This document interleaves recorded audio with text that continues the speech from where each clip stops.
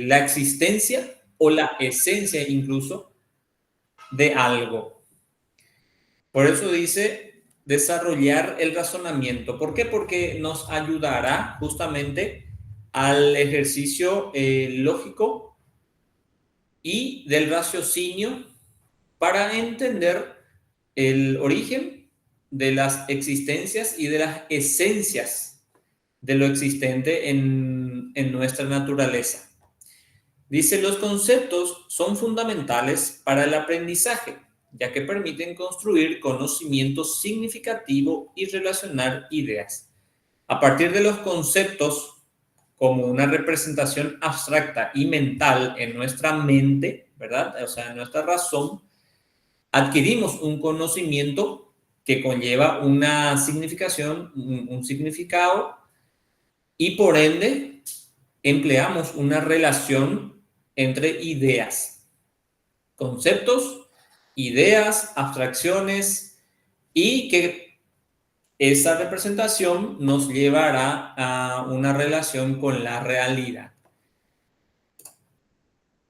Dice, no es una imagen o una percepción sensorial. ¿Por qué? Porque representa una abstracción mental. Por eso dice que captura las características esenciales de algo. Cuando decimos algo, nos estamos refiriendo a algo concreto, es decir, a algo material de la materia, y a algo inmaterial, es decir, el plano metafísico al que nos lleva el estudio de la ontología, es decir, el estudio del ser. El ser que estudia la ontología como una rama de la filosofía que analiza justamente las esencias y la existencia del ser como una realidad material que conlleva a un plano inmaterial, es decir, abstracto. Por eso el concepto nos dice no es una imagen o una percepción. La imagen, como bien sabemos, se deriva de lo perceptivo, de lo sensorial, es decir, a través de las experiencias que tenemos por medio de los sentidos. Los conceptos, nos dice, permiten agrupar objetos, hechos o ideas similares en categorías. Cuando decimos categorías, nos referimos a las categorías lógicas o mentales que tenemos dentro de nuestra razón, que nos dan a entender justamente, por ejemplo, lo frío, lo caliente, lo negro, lo blanco. Es decir, nuestra razón nos va a ayudar a agrupar estos objetos, claro, por medio de la percepción primero, pero la abstracción conlleva a una representación mental posteriormente para asimilar la realidad en cuanto a conceptos definitorios universales, evitando tener que referirse a cada uno de manera individual. Por ejemplo, cuando hablamos del concepto de mesa, cuando decimos mesa, cuando pronunciamos la palabra mesa, es por eso que el concepto tiene una relación directa con la palabra, o sea, con la lengua. ¿Por qué? Porque un concepto es definitorio en el sentido de agrupar un conjunto de cosas, de objetos. Por ejemplo, mesa. La mesa es un concepto universal.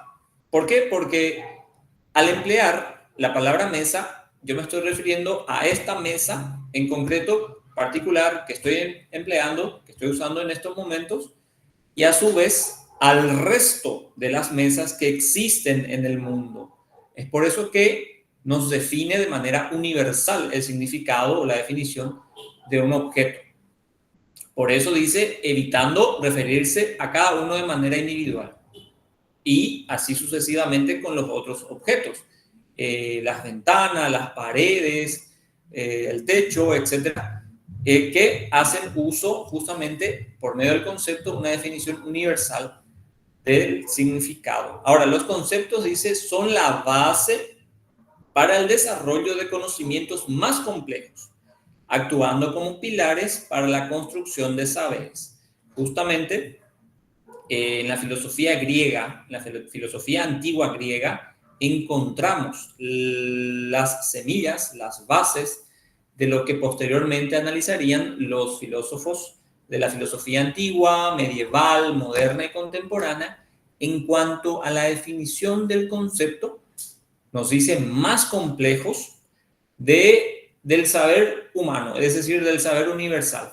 En las diferentes ramas de la sabiduría humana, en la economía, en la matemática, en la política, en las ciencias, empleando siempre métodos que hoy conocemos como métodos científicos para la definición universal de estos conceptos simples, sencillos, que nos ayudan a desarrollar conocimientos, o sea, conceptos más complejos, nos dice. Ahora, los conceptos son utilizados en diversas funciones cognitivas, es decir, en cuanto al conocimiento, como la categorización, la inferencia, que son ejercicios lógicos, la inferencia de proposiciones, por ejemplo, del razonamiento deductivo, razonamiento inductivo, que inferimos de premisas, conclusiones, etc. La resolución de problemas y la toma de decisiones. Ahora, los conceptos, dice, se expresan a través del lenguaje, como hemos dicho, a través de la palabra. Incluso en la clase pasada habíamos desarrollado la comunicación, el lenguaje verbal y no verbal. Por ejemplo, el concepto incluso se puede expresar a través del lenguaje no verbal, una comunicación no verbal, pero que a través de un gráfico o a través de una imagen, por ejemplo, nos define una acción y dice, no se reducen a las palabras que los nombran. Por ejemplo, el hecho de ver una imagen, un diseño, un gráfico de un bote de basura. Automáticamente, ¿qué hace nuestra mente?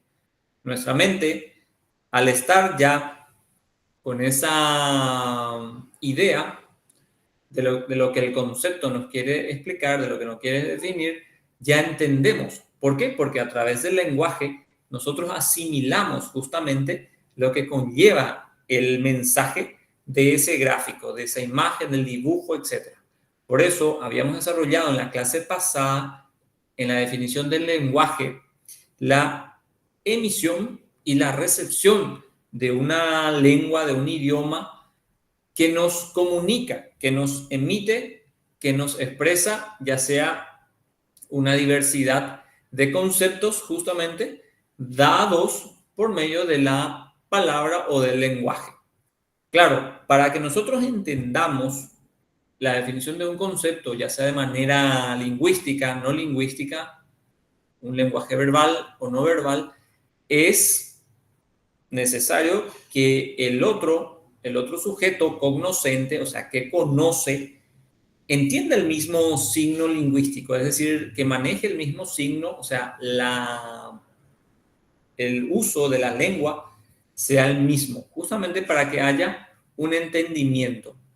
Ahora, la reflexión filosófica sobre los conceptos ha sido un tema central desde la antigüedad, con diferentes perspectivas sobre su naturaleza y origen.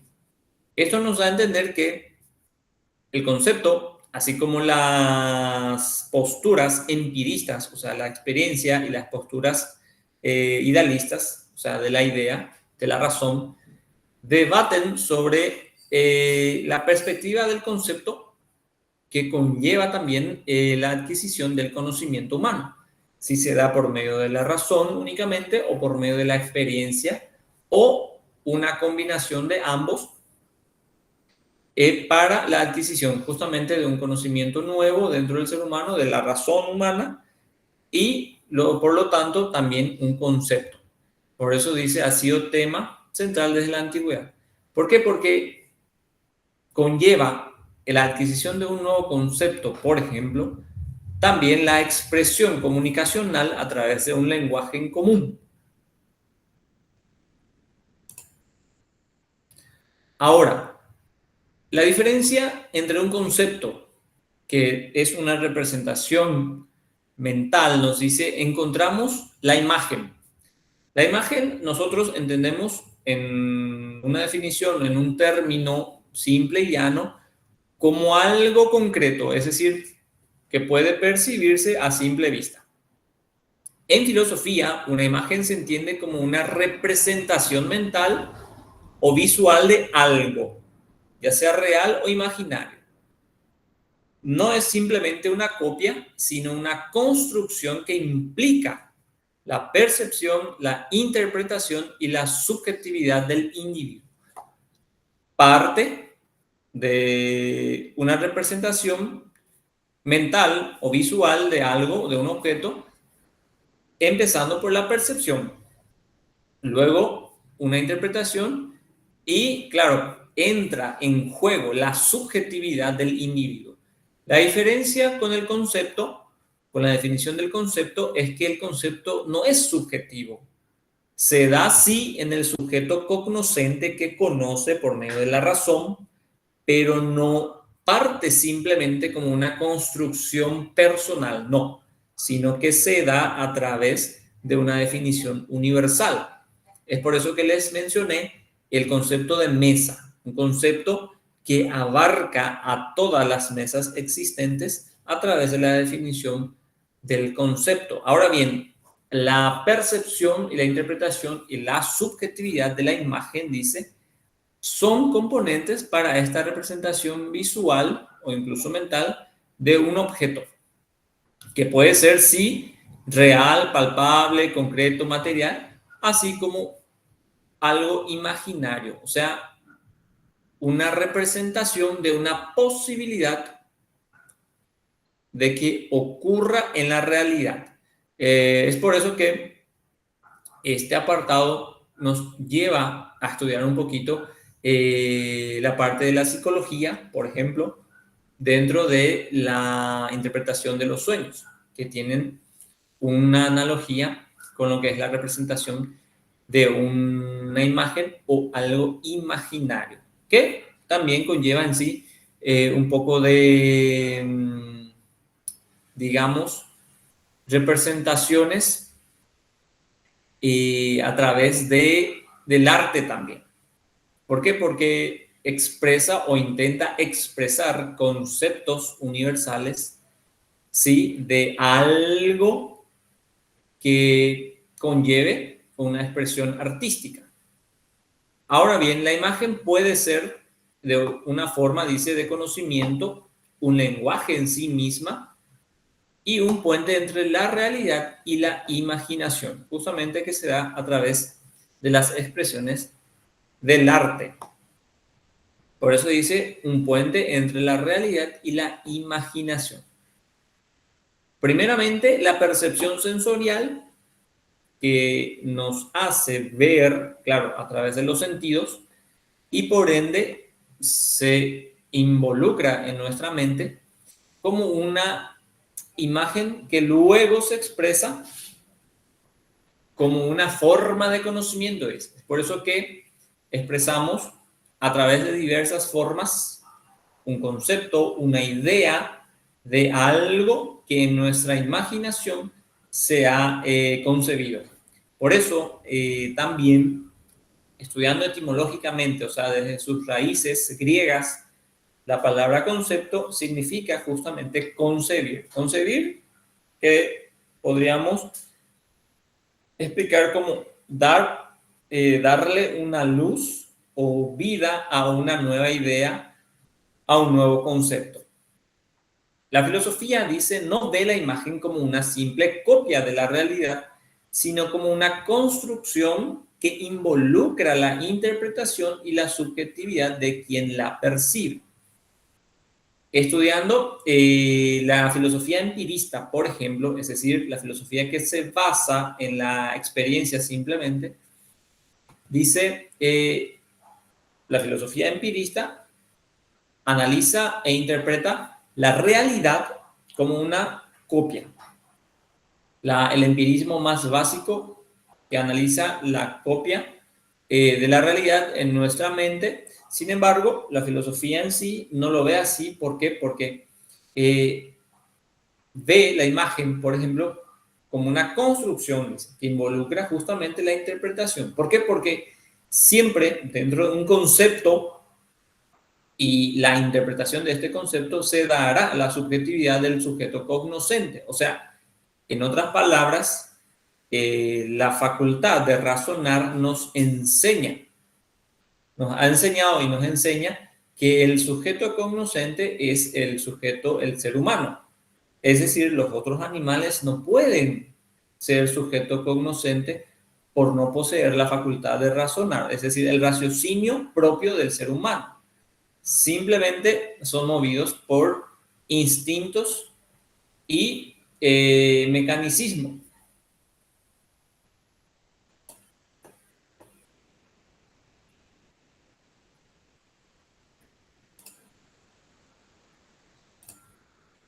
¿Me están escuchando bien? Sí, profesor. Por acá, todo bien. Súper bien, súper. Bueno, gracias. Bueno, las imágenes, dice, se vinculan con la forma en que percibimos el mundo a través de nuestros sentidos y con la manera en que damos forma a nuestros pensamientos. Claro, imagen o las imágenes que conocemos nosotros, porque utilizamos la palabra conocer como una definición tácita de que conocemos, o sea, de que sabemos o interpretamos algo de la realidad de manera inmediata.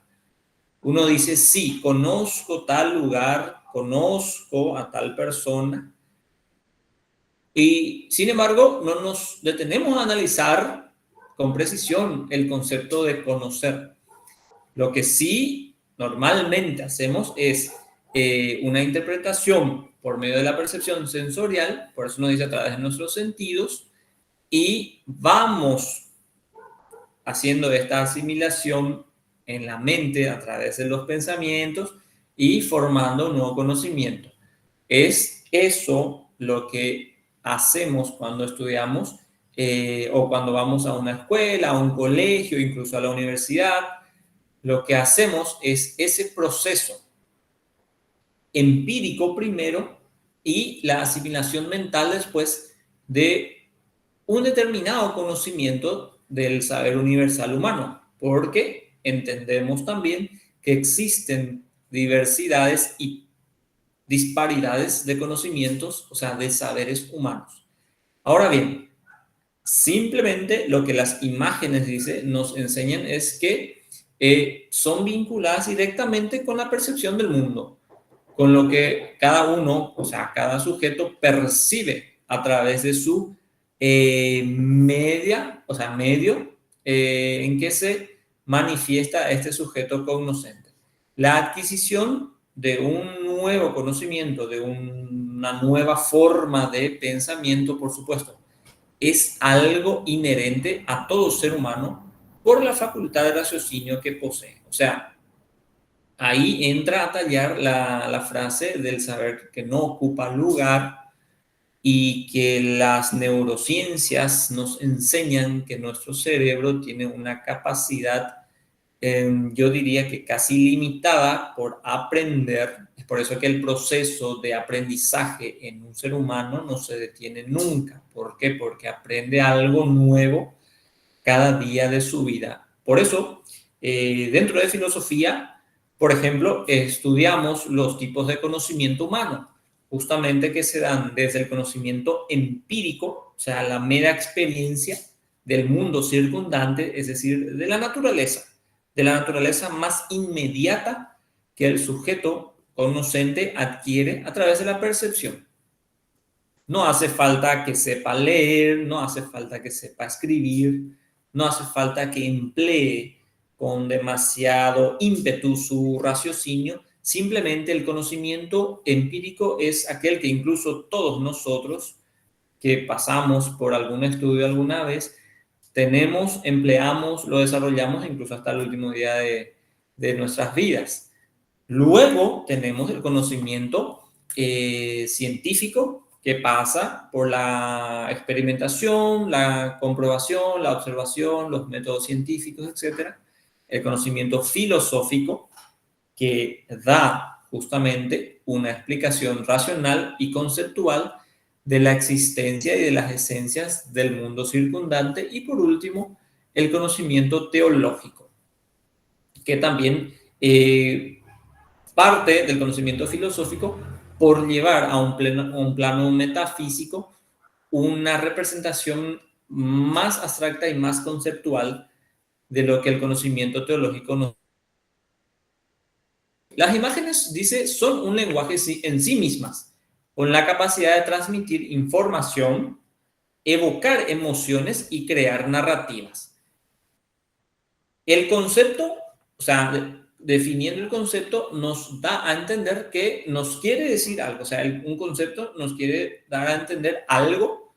Una imagen también, con la diferencia de que la imagen se da primeramente a través de la percepción sensorial y que está prácticamente sujeto a la representación o a la percepción y a la interpretación subjetiva de la persona, pero que conlleva también una información, evoca emociones y crea narrativa. O sea, intentamos dar un detalle de lo que hayamos visto. Principalmente a través de los sentidos se limita a esa transmisión de información por medio de las imágenes. Por eso dice crea narrativa, o sea, lo que uno haya adquirido a través de sus sentidos, luego hace una interpretación, una asimilación para expresar aquello que vio, tocó, escuchó, etc.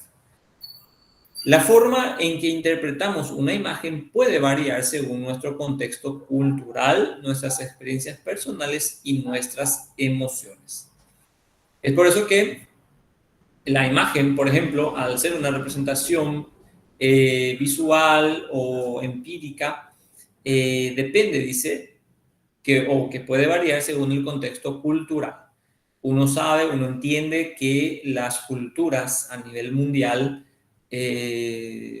tienen diferencias, tienen similitudes, dicen que no hay ni una que sea superior a la otra, que tienen rasgos en común, cualidades, calidades también, y que por eso una forma de interpretación de una determinada imagen que está sujeta, dice, a una cultura, a un contexto cultural, incluso dentro de una propia cultura, depende del contexto histórico. Lo que parecía que, por ejemplo, algo bueno, como una norma moral a un siglo atrás, hoy no lo es, o lo que no era antes, ahora sí lo es, y viceversa. Y que también está esta interpretación sujeta, dice, a las experiencias personales y las emociones. Por eso entra en juego aquí el conocimiento empírico del sujeto y que está primeramente en la interpretación visual o sensorial del ser humano, del sujeto, que luego en su mente está el concepto definitorio que da el significado de una agrupación de cosas u objetos, como nos explicó más atrás, de una determinada cosa, por ejemplo, que es mesa, ventana, paredes, que uno tiene en la mente el concepto y entiende el significado justamente porque ya está insertado en su mente. Es por eso que a partir de allí, de esa interpretación conceptual de una cosa, de un objeto, es que hacemos las inferencias lógicas, por ejemplo, de las premisas, que utilizamos el razonamiento deductivo, el silogismo, o sea, concluimos, ya sea de manera verdadera o falsa, pero que nos ayudan a entender un poco el mundo de los conceptos en nuestra mente, de los objetos, tanto materiales como inmateriales. Ahora, el concepto y la realidad. En filosofía, el concepto es una representación mental de algo, mientras que la realidad es aquello que existe independientemente de la mente humana, ya sea tangible o no. Cuando usamos el término tangible, nos referimos a aquello que se puede tocar, palpar, visualizar, etc.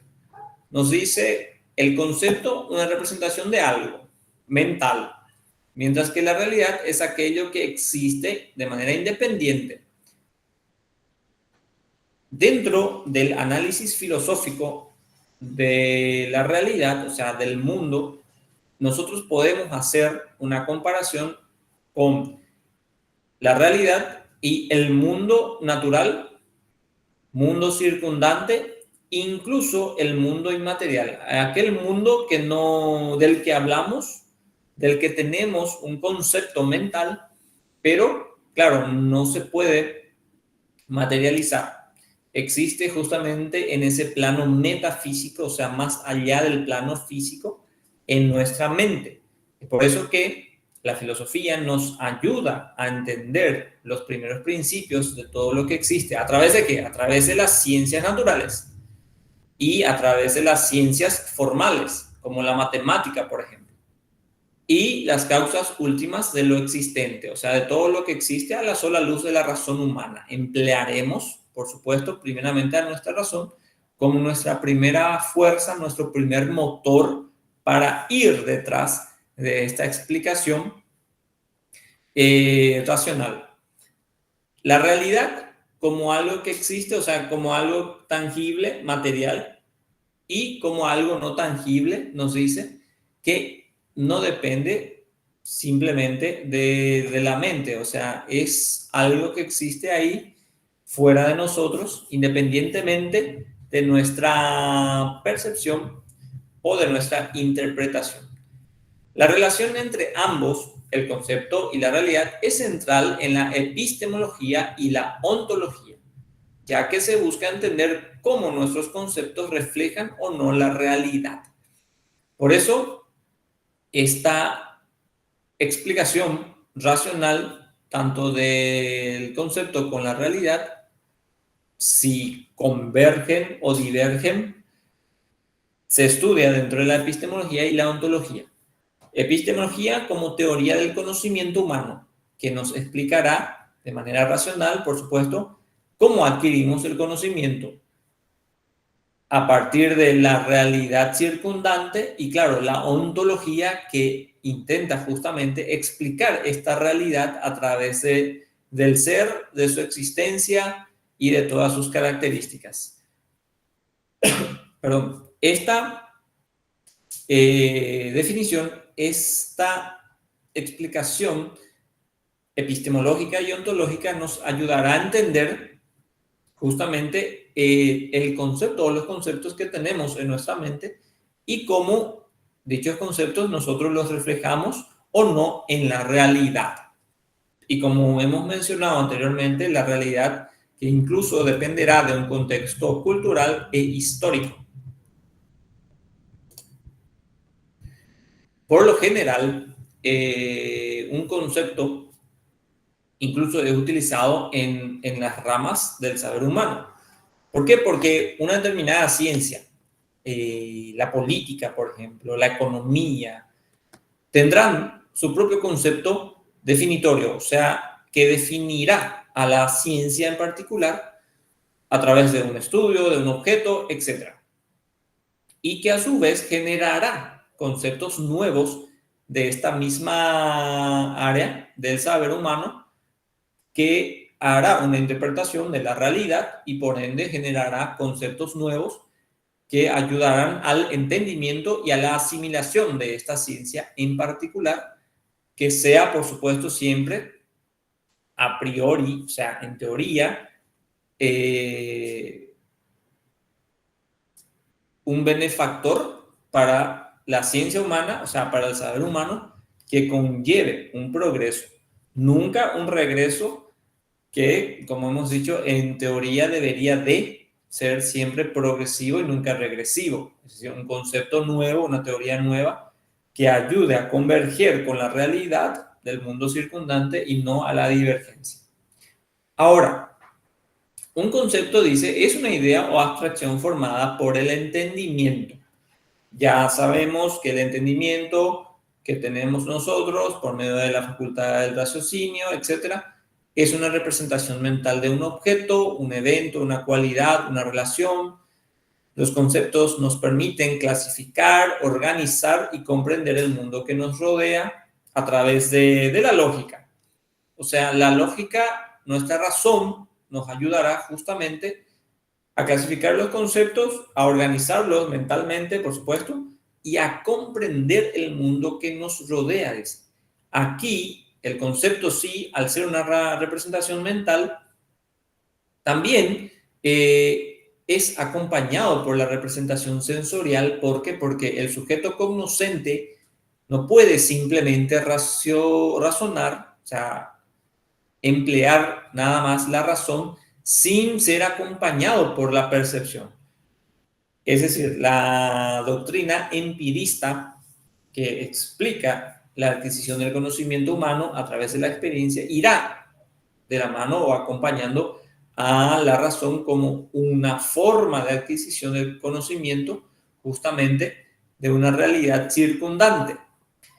En filosofía se discute cómo los conceptos se forman, si son innatos o adquiridos y cómo se relacionan con la realidad.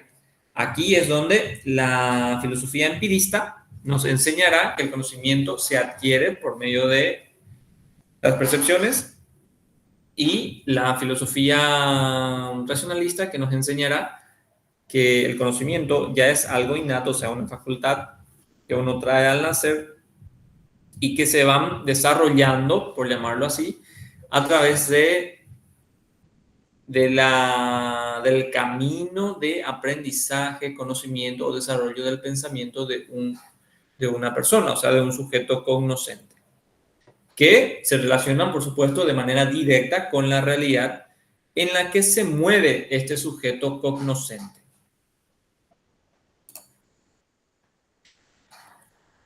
Ahora bien, la realidad, dice, es todo aquello que existe, ya sea físico, mental o de cualquier otra índole.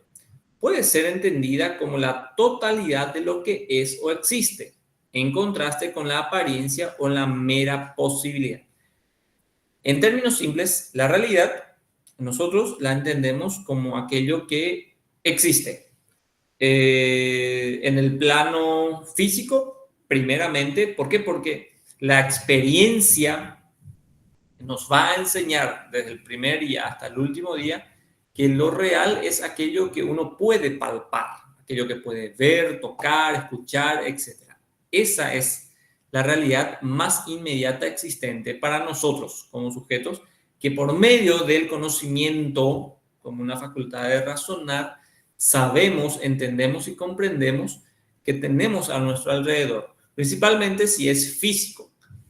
Luego tenemos el plano mental, que por ejemplo, a través de las percepciones se nos quedan estas imágenes en la mente que uno se pone a reflexionar, que forman, por ejemplo, un recuerdo de algo que pasó en nuestra mente, que ha impregnado como una realidad ya mental en forma de recuerdo, que también le otorgamos un sentido de real por haber pasado justamente por la experiencia física.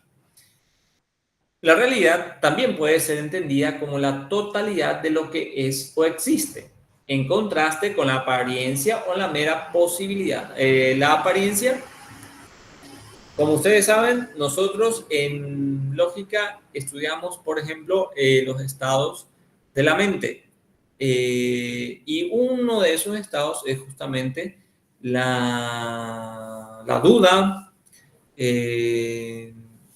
lo falso, la apariencia.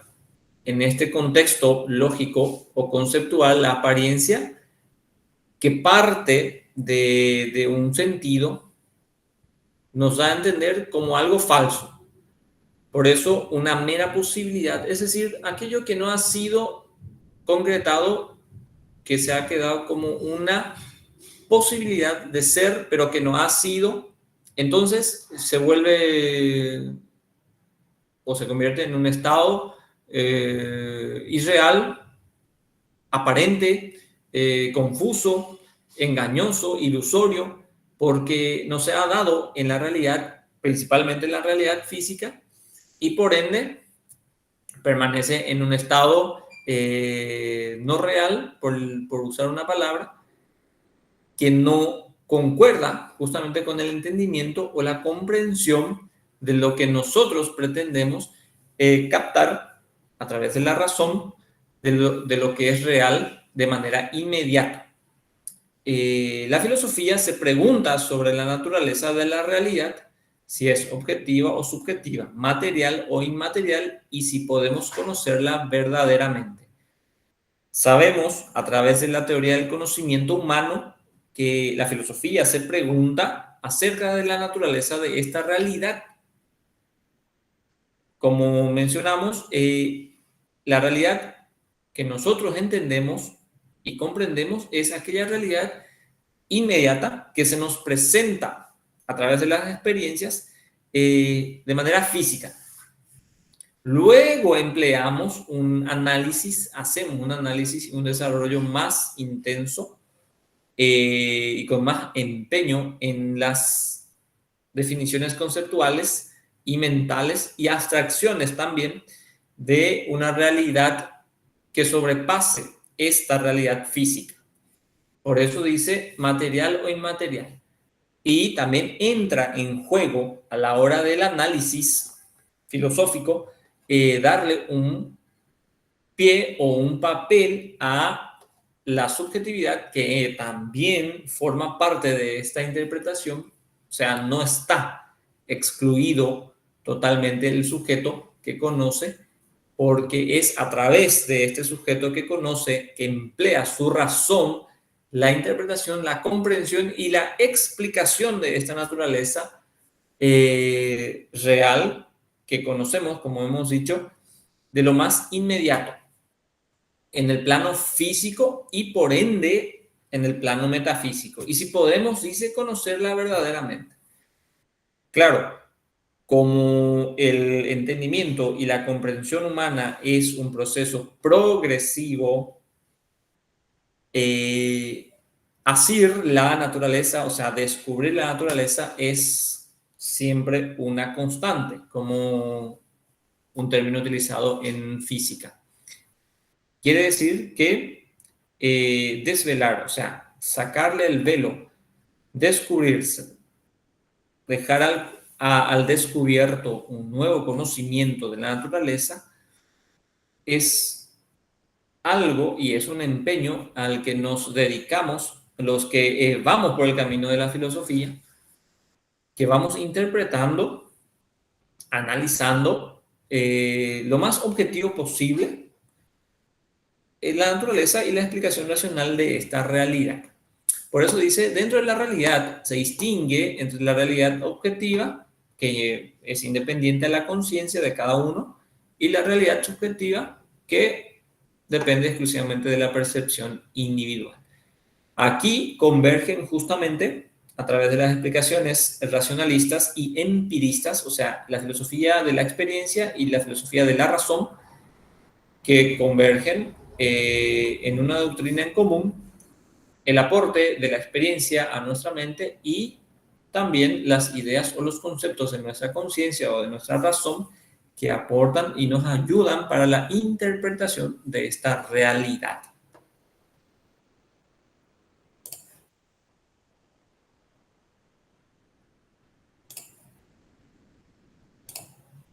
¿Me están escuchando bien? Sí, se escucha muy bien. Sí, profe.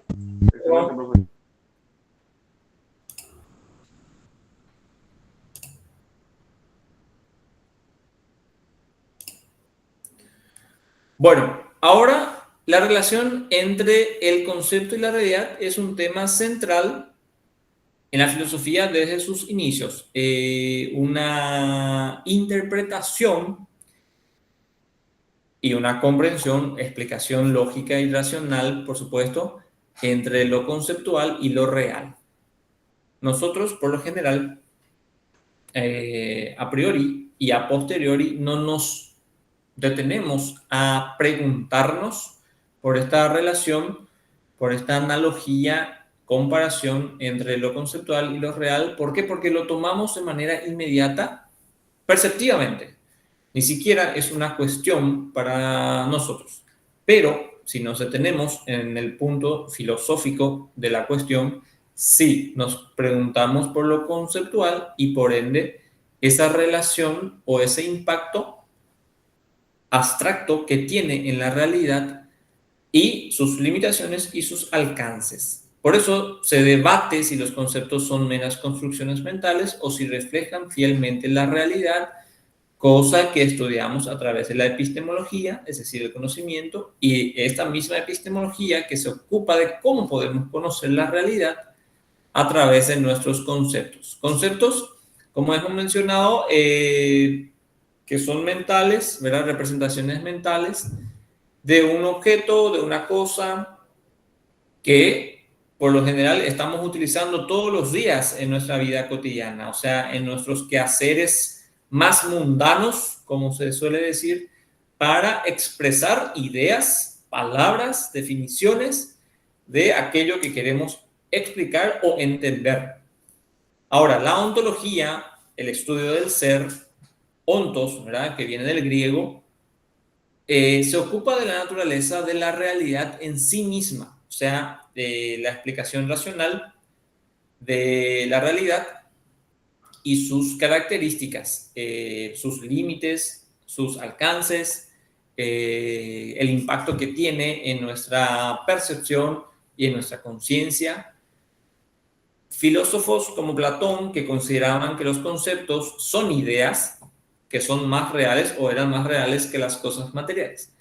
Platón, por ejemplo, dentro de la historia de la filosofía antigua, lo encontramos como un filósofo idealista por explicar justamente a la idea o a las ideas como entes o dentro de un plano superior a lo que es real, en el sentido de tener una característica de ser universal, por ejemplo. Justamente el concepto de mesa, por ejemplo, que me explica la existencia de esta mesa en particular que estoy usando y el resto de las mesas que han podido existir, que existen y han de existir dentro de una agrupación mental que entendemos como concepto. Ahora, idealista en el sentido de que la idea justamente de una cosa en concreto como el árbol, por ejemplo, que la idea es perfecta y por ende es trascendental y también es eterna. Es decir, nos trasciende a nosotros como seres humanos, pero que existe dentro de un plano trascendental por la existencia universal y conceptual que tiene cada objeto en la realidad, en esta realidad material que conocemos. Pero que Platón, al ser un filósofo idealista, les da un significado o les da un plus por ser superiores, nos dice, a lo real que conocemos o a las cosas concretas que conocemos, porque son sí como unas copias de lo ideal o de lo que trasciende a algo material. Es por eso un filósofo idealista. Mientras que otros, como los empiristas, enfatizaban la importancia de la experiencia sensible para formar conceptos.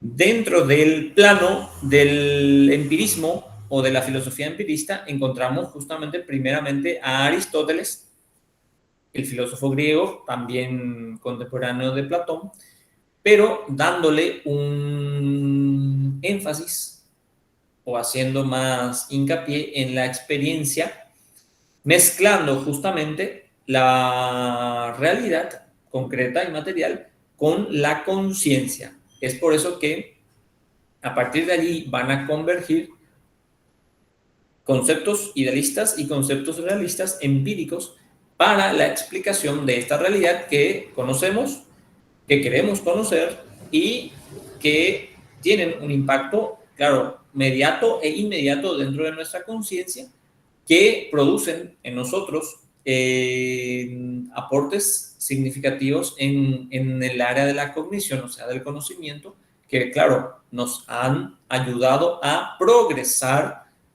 dentro de una determinada área del saber, por ejemplo. Es por eso que hoy entendemos, comprendemos ciencias particulares como la ingeniería, por ejemplo, la matemática, la arquitectura, construcciones viales, por ejemplo, empleando justamente el uso de un método en particular, de una determinada ciencia, y el impacto dentro de la conciencia o de la razón del sujeto cognoscente. Bueno, el concepto, la imagen, la realidad, la conciencia, que son parte de la explicación epistemológica del conocimiento humano. Es decir, cómo conocemos, a través de qué conocemos las fuentes de conocimiento como la razón, la experiencia, que nos ayudan, nos aportan dentro de este entendimiento, interpretación y comprensión de lo real y de lo conceptual.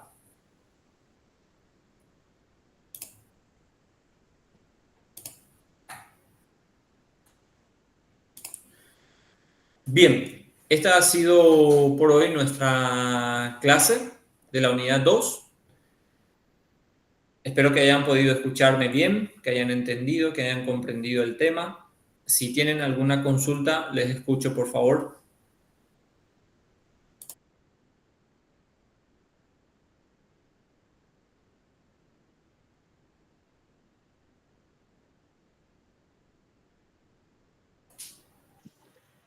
Ahí la compañera Cintia, no sé yo si levantó la mano a propósito o sin querer. Compa Cintia, ¿estás por ahí? A propósito, quiero hacerte una consulta, profe, acerca Sí, del trabajo que tenemos en la plataforma. No se visualiza que ya entregamos y tampoco el espacio a entregar,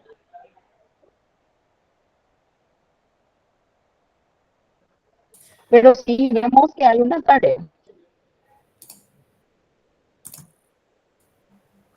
bueno, sí, en la plataforma van a encontrar el plan. Una guía para realizar el trabajo. Sí, van a encontrar el plan de nuestra materia. Van a encontrar las presentaciones de la clase, de las clases en este caso, de la clase 1, clase 2, y el viernes les agrego la clase 3, que sería esta, y también los videos de nuestras clases. Sí, ya el viernes pasado yo les agregué una tarea en caso de que no tenga, vamos a ajustar, es un ajuste técnico, vamos a solucionarlo para el viernes. Mañana, el viernes, no hay problema. Pero gracias por mencionarlo, así para tenerlo en cuenta. Profesor, Dale, profe, Sí, gracias. bueno, en cuanto al desarrollo de esta clase, mencionaste la relación con la psicología y hablaste mucho y todo lo que dijiste en relación del concepto con la psicología me hace pensar el estudio de la psicología, que todo es en base a los conceptos y a la percepción, ¿verdad? Con tanto que la psicología es un estudio de la conducta humana y de los fenómenos mentales. Entonces, los fenómenos mentales sería más la formación de las imágenes a través de la percepción, ¿verdad? Que sería el pensamiento, la imaginación, el razonamiento, la memoria y muchas otras cosas, ¿verdad? Es muy interesante lo que estabas diciendo, pero mencionaste, estoy caminando, estoy un poco cansada, mencionaste con relación a la interpretación de sueños, ¿verdad? Y yo creo que cuando mencionamos interpretación de sueños, todos nos quedamos curiosos para saber de qué se trata. Y sí es así, ¿verdad? El estudio de los conceptos se vincula profundamente al análisis psicológico de los sueños. especialmente cuando nosotros buscamos comprender cómo es el pensamiento simbólico. Entonces, como hablamos de conceptos en relación con la interpretación de sueños, hablamos de simbolización. Los sueños, ellos no expresan ideas de forma literal, nuestros sueños, ¿verdad? Sino mediante símbolos, esos símbolos que se condensan y forman significados. Entonces, cada símbolo onírico de los sueños está vinculado a diferentes conceptos. Por ejemplo, cuando soñamos con agua, agua puede representar la vida, la emoción, el peligro, la transformación, puede tener muchos significados. Cuando soñamos con casa, por ejemplo, casa, hay una dica para los compañeros también. Cuando soñamos con casa, es el soñante, es con relación al soñante, con nosotros mismos, ¿verdad? Es muy interesante los conceptos. Y quien profundizó el estudio de la, no es interpretación de sueños, sino que tratando de identificar lo que sería fue Freud, como todos sabemos, pero él no culminó eso. Y bastante profundo fue hasta donde él llegó con ese estudio de los sueños, pero no llegó a culminar. Y hoy día la psicología se basa mucho, pero cuando hablamos de Freud, hablamos de una interpretación de la base freudiana que es psicoanalítica. Pero también tenemos otras áreas de la psicología que también hablan de los conceptos de los sueños, ¿verdad? La psicología cognitiva también, como mencionaste, de conocer, ¿verdad? Los conceptos son representaciones mentales que organizan la información, en el caso de la psicología cognitiva. Y así, nos da espacio para debatir muchísimo cuando hablamos de concepto en psicología, porque todo es eso, cómo percibimos el exterior y almacenamos esa información en nuestra mente. Y a partir de ahí puede darse conocimiento, desarrollo positivo, o también puede darse enfermedades, la patología, ¿verdad? Y ahí entra la psicología para poder tratar eso o transformar, digamos. Es muy, muy importante el concepto para la psicología. Bueno, mi comentario. Sí, de hecho la psicología, una ciencia independizada también de la filosofía. Al principio de nuestro estudio filosófico encontramos a Aristóteles, por ejemplo, que escribió un libro justamente del alma que serviría para la base de la psicología antigua, que tiene justamente conceptos del alma, de la razón, de la percepción, de las experiencias. Y claro, a lo largo de los años, de los siglos, se transformaría en una ciencia independiente que hoy conocemos como la psicología, que estudia justamente la conducta humana, el comportamiento, etcétera, que conlleva, claro, sus propios conceptos, definiciones y que, por supuesto, tiene una relación directa con la percepción, con la mente, con la organización racional, conductual de un ser humano. Y claro, también entra dentro de todas esas explicaciones los sueños, las terapias, los análisis, etcétera, que, como hemos mencionado, sirven, claro, son base y fuentes de conocimientos, de pensamientos que ayuden a una persona para el desarrollo o progreso del saber que esté buscando o que estará buscando. Sí, les escucho. Profe, en el momento de una parte que decía lo que es el concepto es una representación de la realidad y la realidad existe independientemente de nuestros conceptos. Y es así que puede haber diferentes conceptos sobre un mismo objeto de la realidad. Y eso es lo que me llevó a pensar a la cuestión de los puntos de vista, de las perspectivas. Creo que vos hablaste un poco también de idealismo, algo así. Pero en realidad yo me relacioné más con la parte de las ideologías, digamos, de las ideologías que son políticas, ¿verdad? Pero no había relacionado yo antes de esta clase la noción de concepto en lógica y su posible aplicación también en campos como la ideología política. Y de hecho claro, que los conceptos están en disputa, digamos. Hay como una tensión, una lucha por imponer un concepto sobre otro, ¿verdad? Eso ya se da en el plano de las relaciones sociales, imaginarios, relaciones de poder, relaciones simbólicas, ¿verdad? Que un concepto, la libertad es esto. No, la libertad es esto. Y bueno, o sea, me llevó a pensar un poco en eso, en el campo de las relaciones sociales que están en disputa también los significados, los conceptos de las cosas. Y aparte de eso, profe, yo quería pedirte si podías compartirnos, no recuerdo muy bien, creo que la clase anterior, para mí que fue la anterior, que tenías no sé si era un artículo científico, si estoy confundido, que hablaba de esto de la lingüística, la pragmática, la semántica, del lenguaje, que no está en la plataforma. O sea, en la plataforma está el libro grande, ¿verdad? Que es un libro, pero lo que vos habías compartido en una clase creo que era un artículo, parece que era, sí por ahí está a tu alcance, que era muy, muy claro, muy didáctico, ¿verdad? Ese material. Eso, profe, gracias. Bueno, en la primera clase yo les compartí dos materiales en PDF que nos ayudan a introducirnos en la lógica. Y la clase pasada del lenguaje les compartí un enlace que también nos lleva a un libro que contiene justamente temas relacionados a la lingüística, etc. No se puede cargar el PDF en sí porque es muy extenso el archivo, es muy pesado, pero sí el enlace para que puedan acceder ustedes desde sus celulares o computadoras. Y claro, darle el mismo fin que es una lectura comprensiva.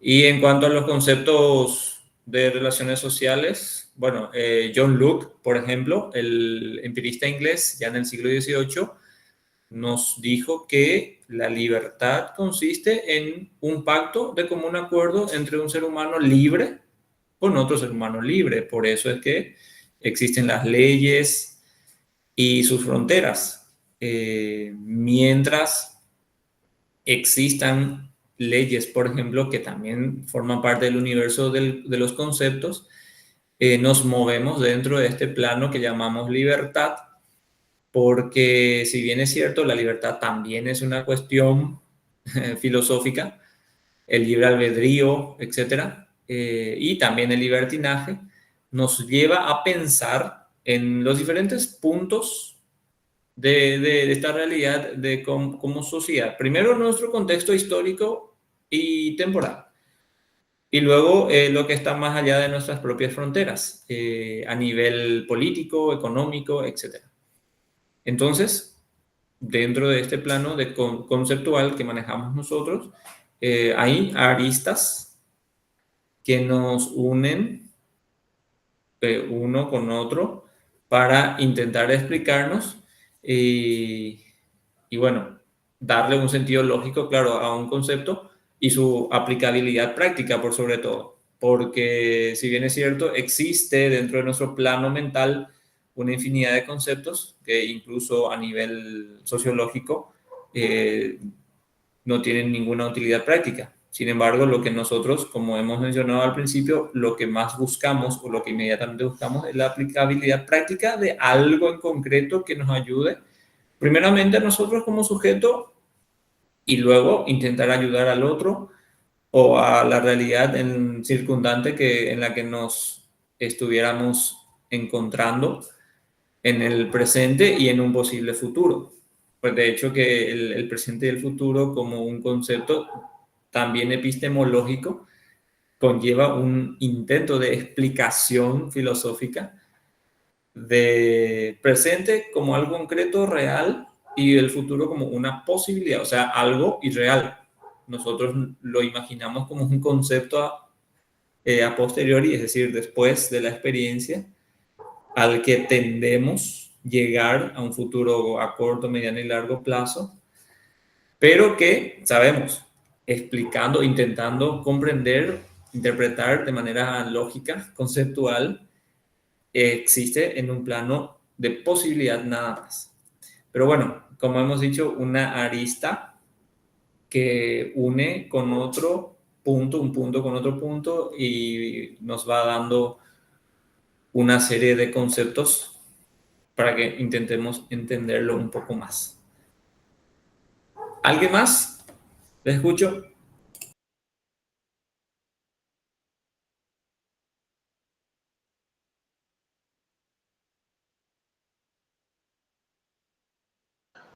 Sí, profe, siguiendo la lógica que dijo el compañero Iván, tengo una pregunta.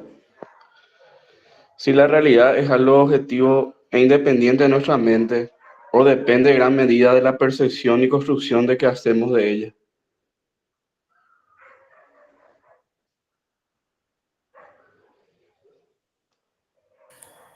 ¿Se escucha, profe? Sí, el Es algo, plano, sí, el plano epistemológico, o sea, la teoría del conocimiento, nos enseña que la realidad, como algo concreto, es aquello que se da de forma inmediata ante nuestras percepciones sensoriales.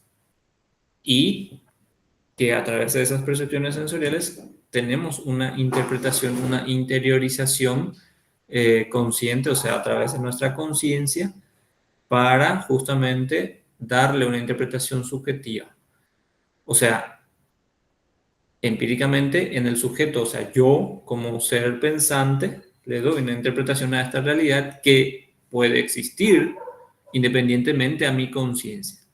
Por eso estudiamos justamente teorías del conocimiento para entender y comprender el proceso de conocimiento en cada uno y las fuentes de conocimiento, o sea, cómo conocemos, por qué conocemos, para qué conocemos, porque lo que nosotros como filósofos, una cuestión que siempre tenemos que llevar en cuenta es la pregunta de la causa y el efecto, o sea, del por qué y del para qué.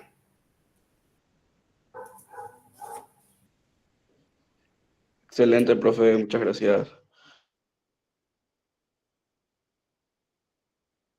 Profe, una consulta. ¿Sí? Hablaste hace rato de la realidad, o sea, no sé si de realidad es referente a la mesa, o tiene una realidad visible de análisis sobre esa mesa. Entonces, lo que nosotros estamos tratando de entender es que no se tiene que desviar de la realidad de lo que nosotros estamos viendo dentro de esa imagen, ¿verdad? Lo que estamos visualizando. Y el concepto es lo que representa también esa realidad. No sé si me estoy explicando. Porque de repente podemos idealizar algo escapando de la realidad. Y como que la lógica es, digamos, ese proceso de pensamiento que tiene un orden en la cual vamos a obtener conclusiones, ¿verdad? Entonces, si la mesa es mesa, yo no puedo percibir o no puedo tener una imagen subjetiva, decir que es una silla, por ejemplo.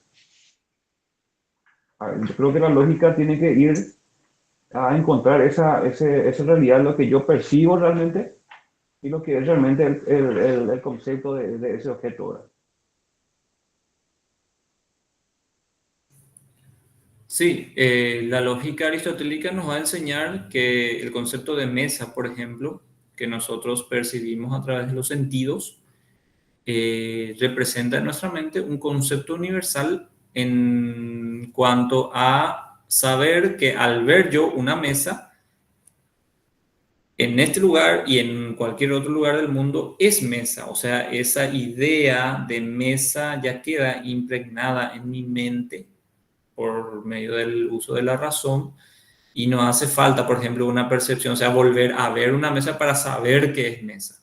La percepción ya me enseña qué es mesa y que ese concepto se me queda aquí en la cabeza y por ende al volver a ver otra mesa en otro lugar, incluso en otro momento, ya se me queda ese concepto, esa idea. Y la lógica nos va a enseñar que esta mesa, o sea, este objeto en particular, tiene características propias, o sea, son características accidentales, se le dice en lógica. Por ejemplo, esta mesa que puede ser de 1 metro de alto, 1 metro de ancho, puede ser de madera, puede ser de hierro, puede ser de plástico. Entonces, son características accidentales dentro de lo que se estudia en lógica. Pero sí, no decir que es una mesa y que yo interpreto como una silla, no.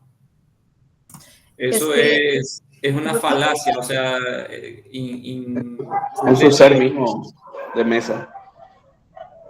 Claro, no, hablo también del tema de la, como que hablaste de la percepción y la autopercepción, ¿verdad? Eso se puede aplicar también dentro del ser humano. La realidad de sí, las cosas como son, el varón o mujer, vos autopercibís de una forma. O sea, no sé si vamos a ir también de ese lado, ya que tocaron temas de ideas políticas, de cuestiones idealistas, ¿verdad? Entonces, como que hablamos de mesa, algo concreto, digamos, pero también está en la parte de una autopercepción o de la percepción de la realidad de las cosas. Varón, mujer. O sea, hay una realidad biológica eh, dentro de lo que es una ciencia específica que me da a entender que eso es un varón, es una mujer, por ejemplo. Entonces, yo creo también que se podría ver también ese tema, ¿verdad? sí, de hecho que la percepción sensorial nos ha enseñado que un varón es varón y mujer es mujer.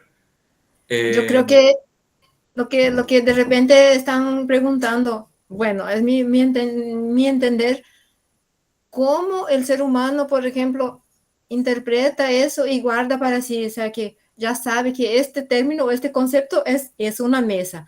Por ejemplo, desde la psicología cognitiva nosotros hablamos de esquemas. Nosotros conocemos algo a través de la experiencia y desde chiquititos, y nosotros vamos almacenando eso como una forma de inteligencia, ¿verdad? Es construyendo la inteligencia. Luego nosotros vemos otro objeto, si es un poco diferente, nosotros construimos encima de un esquema previo ya. Y así se va construyendo la inteligencia y yo entiendo que así se va construyendo también los conceptos. Nosotros en algún momento aprendemos eso desde la experiencia o la convivencia con los demás y vamos construyendo un esquema de inteligencia y en eso entra la lógica o el conocimiento. Así yo entiendo, interpreto.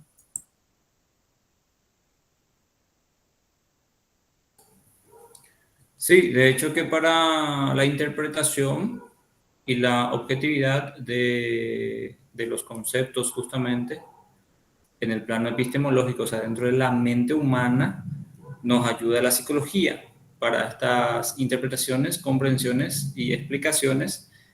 Por eso siempre decimos lo más lógico posible, o sea, lo más epistemológico que nos pueda explicar. ¿Por qué? Porque dentro de esta interpretación subjetiva se da el error, el engaño, la falacia, las ilusiones, o sea, son todos estados de la mente del ser humano, como alguien que usa la razón como una facultad innata, porque el raciocinio es algo que todos tenemos, es innegable, es innato, o sea, lo traemos ya desde el nacimiento.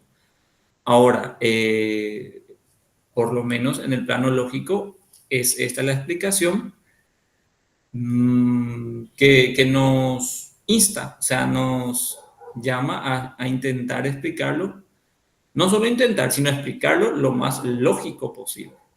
Y aquí es donde entra justamente la psicología, por ejemplo, la epistemología, la ontología, y así sucesivamente a través de las ciencias filosóficas que conocemos, a través del tiempo, a través de los siglos.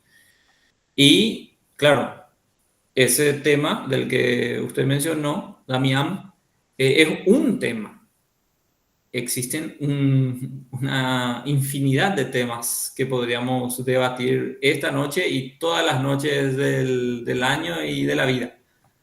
Que de hecho la realidad circundante nos da una serie de temas debatidos y debatibles. en todos los planos posibles, ya incluso de antes, de ahora y que, claro, seguirán dándose a lo largo del tiempo. Multidimensional. Sí. Y, por ejemplo, los conceptos abstractos, por ejemplo. Entonces, yo sigo la misma línea, ¿verdad? De la construcción del pensamiento o de la inteligencia. Y cuando hablamos de pensamientos abstractos o conceptos abstractos, entonces en el desarrollo del niño o ya cuando él está con la edad de 11 para 12 años, es cuando realmente se introduce el pensamiento abstracto. Antes de eso, el ser no tiene la capacidad de poder dimensionar lo que sería el término abstracto. Entonces, por eso justamente cuando se enseña, otra vez dentro de la psicología cognitiva, ¿verdad? En los colegios, las escuelas, también todo el contenido que es metodológico o educacional que se da, es respetando las edades, ¿verdad? Porque el niño o el ser humano va teniendo sus etapas de desarrollo en donde puede absorber, ¿verdad? El concreto sí tiene también su edad, que no es a principio, sino que es a partir de los 7, de los 5 a los 7, si no me equivoco, ¿verdad? Pero el abstracto viene después de los 11. Son las etapas del desarrollo del pensamiento también desde la psicología cognitiva. Es importante porque, por ejemplo, amistad, vas a decir a un niño que tiene un concepto de amistad, él no va a poder conceptualizar eso cuando tiene 5 o 6 años. Y la misma cosa es, por ejemplo, con las ciencias exactas. No tienen todavía noción. A partir de cuando se va madurando su cerebro, va construyendo esquemas cerebrales y también la parte cognitiva va teniendo esa capacidad de dimensionar los conceptos. Entonces, a partir de patria, amistad, resiliencia, doy nomás algunos conceptos abstractos, ¿verdad? De cuando el ser humano ya es capaz de poder identificar que, por ejemplo, el concepto amistad es un vínculo de repente que se genera, ¿verdad? Con diferentes personas que tienen afinidades, por decir, ¿verdad? De una forma así más común. Bueno, no sé si confundí o si aporté algo. Sí, de hecho que dentro de este plano epistemológico, la psicología, como he dicho anteriormente, ayuda para la interpretación de las edades mentales, cronológicas y que las abstracciones se dan justamente a partir de una determinada edad, un determinado tiempo, crecimiento, etc. Para interpretar, comprender y explicar, por supuesto, el concepto de amistad, por ejemplo, o del bien, o de la moral, o de la virtud, etc. Y claro, incluso las conceptualizaciones de números, esas relaciones entre números, resultados, que se van dando conforme al sujeto o al ser pensante, al niño, la niña que va creciendo y que nos ayuda justamente en la explicación, la psicología evolutiva, cognitiva, etc. Sí, es muy amplio, ¿verdad? Tiene mucho para debatir si uno va. Obviamente tenemos que orientar a lo que vamos con la asignatura, ¿verdad? Sí, lógica, por ejemplo, es una parte de la filosofía, sí, históricamente, pero claro, a través de las ciencias particulares como la psicología, la epistemología, se va desarrollando también a través de los diferentes métodos aplicados a determinadas ciencias particulares. Permiso otra vez. Y en realidad yo creo que la lógica nos ayuda, como bien dijiste, profe, a identificar las falacias y a identificar los conceptos, ¿verdad? Si de repente nos llega un mensaje o vemos un discurso de una persona o escuchamos la versión de un paciente o la versión de una víctima, o sea, en cualquier parte, en cualquier área de la sociedad, todo el tiempo estamos usando los conceptos para expresar ideas, para comunicarnos. Entonces, la lógica nos tiene que ayudar a identificar cuál es el concepto en el que se basa ese discurso, ¿verdad? Tal discurso tiene el concepto de tal característica de tal idea. Sin embargo, el otro discurso tiene un concepto de tal tendencia sobre tal cosa, ¿verdad? O sea, como que es una herramienta, ¿verdad? De análisis del discurso, la lógica proposicional, ¿verdad? La lógica de las proposiciones, del encadenamiento, el razonamiento, todo eso. Lógica formal, luego dice el nombre de la materia, y ahora va a ser distinto el contenido que se le cargue a esos razonamientos en la sociedad, ¿verdad? Dentro del campo social, de las interpretaciones, si yo me considero mujer, si yo me considero varón, si yo soñé con mi abuela, soñé con el perro, el contenido de eso está en discusión. Lo que está claro es que existen los conceptos y cuál es la función que tiene, ¿verdad? De representar un objeto de la realidad a través de un concepto, de una representación mental. Claro, ¿qué es lo que es una teoría? Un concepto es un modelo representativo de algo, ¿verdad? O sea, nos sirve para muchísimas cosas. Más o menos así. Sí, de hecho que la relación y el acompañamiento de la filosofía con la política, por ejemplo, con la economía, con el derecho, son ciencias, o sea, la filosofía se encarga de analizar, de reflexionar y de criticar. Criticar en el sentido de ayudarle, aportarle si es necesario, o no aportarle a su nuevo conocimiento, a su nuevo saber, y claro, analizar los conceptos válidos para cada ciencia en particular. Es por eso que las ciencias modernas, la física, la química, por ejemplo, también tienen su parte filosófica a través de la reflexión, de la crítica y el análisis que se hace de cada método, de cada ciencia en particular. Discursos, por ejemplo, discursos políticos, uno interpreta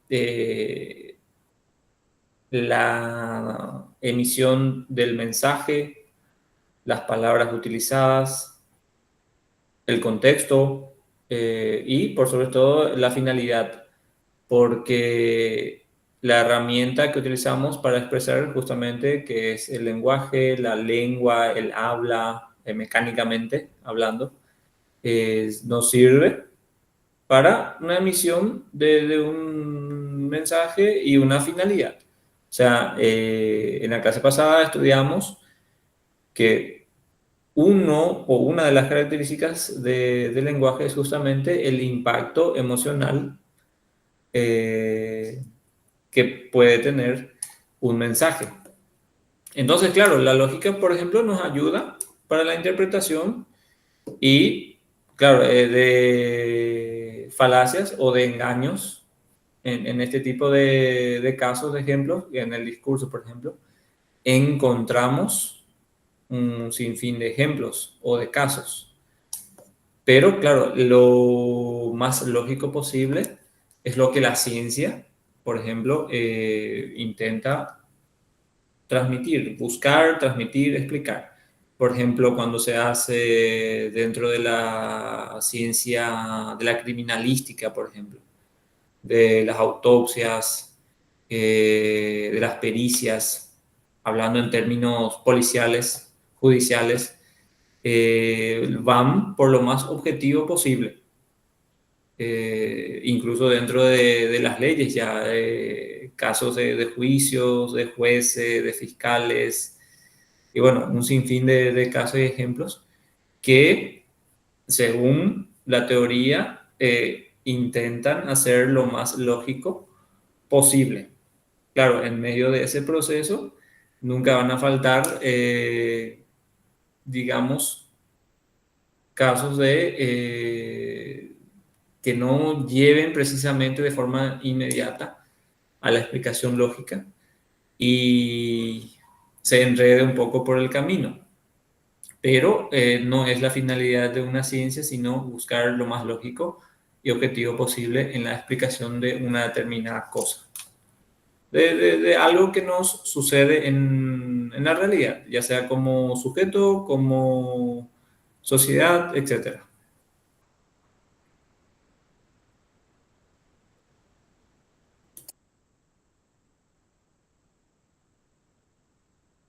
Excelente la clase, profe. Hoy nos animamos a hablar un poco más y tenemos muchas cosas para compartir, ¿viste? No te decepcionamos. Sí, no, el debate filosófico, por ejemplo, abre justamente una puerta para exponer las ideas, los conceptos, tanto subjetivos como objetivos, y usar la lógica en su máximo potencial para el entendimiento y la comprensión justamente de algo en concreto de la realidad. Porque, como decía en la presentación, que depende del contexto cultural, el contexto histórico, incluso temporal. Entonces, gracias por participar, gracias por estar en la clase. Vamos a volver a conectarnos el próximo miércoles y voy a estar compartiendo la presentación y la siguiente tarea para que puedan realizar. Y habilitar el espacio para hacer la tarea, profesor. También voy a revisar la plataforma Ok. para que se les asigne, si no me equivoco, se les va a asignar, sí, pero más adelante. No todavía esta semana, se les va a dar un poco más de tiempo. Ah, ok. Pero por la tarea no se preocupen, que se les va a dar por lo menos 2 semanas para realizar cada tarea. Van a Ya ser está. 4 en total. Ok. Sí. Bueno, gracias una vez más y hasta el próximo miércoles. Gracias, profe. Chau, chau. Excelente, profe. Gracias, profe. Muy interesante la clase. Buenas noches. Chau, chau. Buenas noches, gracias.